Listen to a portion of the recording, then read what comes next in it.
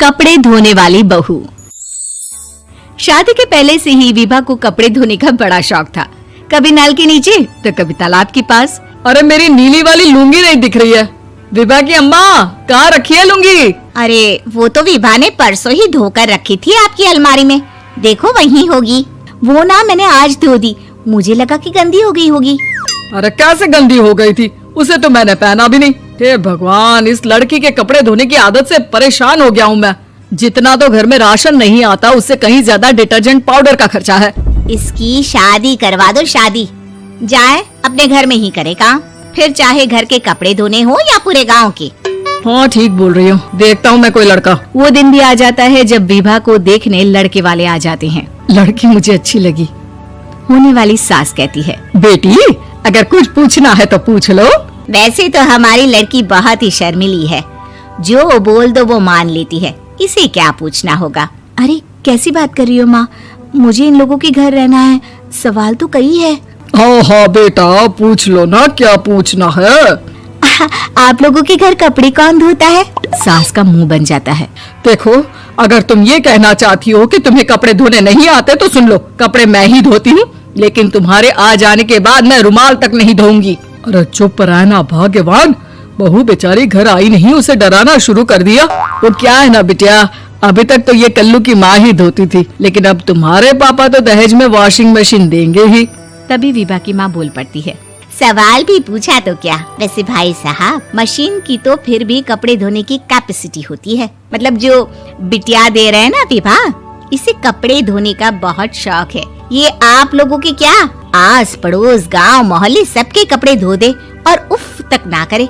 बाहर देखा नहीं आपने कितने कपड़े सूख रहे हैं, सब हमारी बिटिया ने ही तो धोए हैं। बस भी करो ना माँ, शर्म आ रही इतनी तारीफ सुनकर। और तो और एक दाग निकाल कर दिखाओ तो मान जाओ। हाँ अच्छा अच्छा, माफ करना बेटा, मैंने गलत समझा। हमें तो रिश्ता बहुत पसंद है। और ऐसे जुड़ जाता है रिश्ता कपड़े धोने का शौक रखने वाली विभा का। उसकी शादी हो जाती है कोयला फैक्ट्री में काम करने वाले कल्लू के साथ। शादी के बाद अचानक विभा चिल्लाती हुई सास के पास आती है। सासू माँ, अरे सासू माँ कहाँ है आप? ये तो धोखा है, धोखा दिया आप लोगों ने मुझे।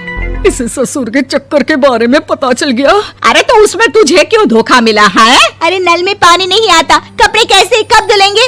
अच्छा अच्छा, तू पानी नहीं आ रहा उसकी बात कर रही है। तो आपने क्या सोचा? कुछ नहीं। अच्छा, तेरी माँ ने कहा था कि कपड़े धोने का शौक है तुझे, याद आया मुझे। शौक शौक बोलकर कपड़े धोने वाले मेरे जुनून को कम ना आके सासू माँ, कपड़ा धोना मेरा गुरूर है। तभी पति भी वहाँ आ जाता है। अभी अभी मैंने इसे सनी देओल की फिल्म दिखाई है, उसी के डायलॉग मार रही है माँ। अच्छा सुन, साफ साफ बता रही हूँ, पानी सुबह 4 से 6 और शाम को 10 से 12 आता है, समझी? विभा टाइमिंग सुनकर हैरान हो जाती है। ये क्या भूतों का मोहल्ला है? सुबह 4 बजे उठकर कौन कपड़े धोता है? 4 बजे टंकी में पानी जाता है, फिर सारा दिन धोना ना, किसने मना किया?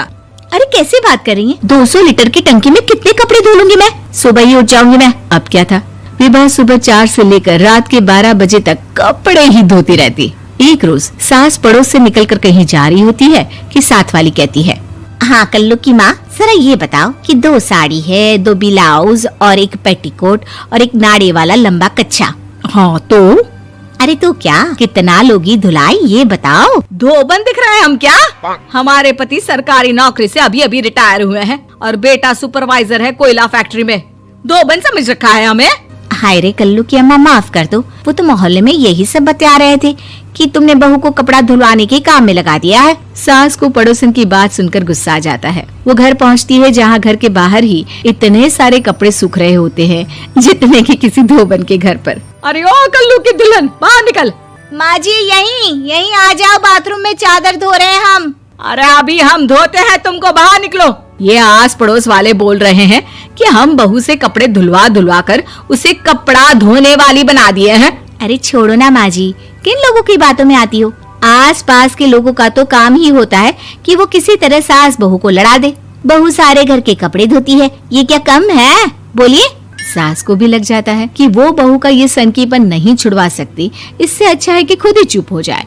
एक रोज सास और बहू मंदिर जाते हैं, जहाँ सास की साड़ी वहाँ खड़ी भीख मांगने वाली से मिलती है। माँ जी क्या बात है, आपकी साड़ी उस भिखारन से कितनी मिल रही है ना? हाँ हाँ देखो तो, दोनों की साड़ी मिल रही है। क्या बात है कल्लू की अम्मा, तुम खुद को तो अफसर की बीवी बताती हो और ऐसी सिंपल सी प्लेन साड़ी पहनकर घूमती हो। सिंपल और प्लेन नहीं है ये साड़ी। तो क्या सोने के धागे से फूल बने हैं? कुछ भी सासू माँ, कुछ भी। हाँ बने थे इस साड़ी में सोने के धागे से फूल। मेरे पति लेकर आए थे मद्रास से स्पेशली मेरे लिए 10,000 की। ताहे भाई साहब इस भिखारन के लिए भी सेम टू सेम साड़ी लेकर आए होंगे 10,000 की। सास उस वक्त तो कुछ नहीं कहती, लेकिन बहू के साथ घर आती है और अलमारी से एल्बम निकाल कर लाती है। ये साड़ी देख रही है, ये वही साड़ी है जिसे मैंने अभी पहना था। इस साड़ी में ये जो चमकदार फूल दिख रहे हैं ना, ये सोने के धागों से काटे गए हैं। लेकिन तू लोकल वॉशिंग मशीन ब्रश से घिस घिस कर सारे फूलों को निकाल कर साड़ी प्लेन कर दी। मुझे माफ कर दीजिए सासू माँ। और तो और, जब मैंने तुझे तेरी गलती के लिए कुछ नहीं कहा, लेकिन तूने तो सबके सामने मेरा मजाक ही बना दिया। क्यों? बहू को समझ में आ जाता है कि अब से उसका कपड़े धोना बंद।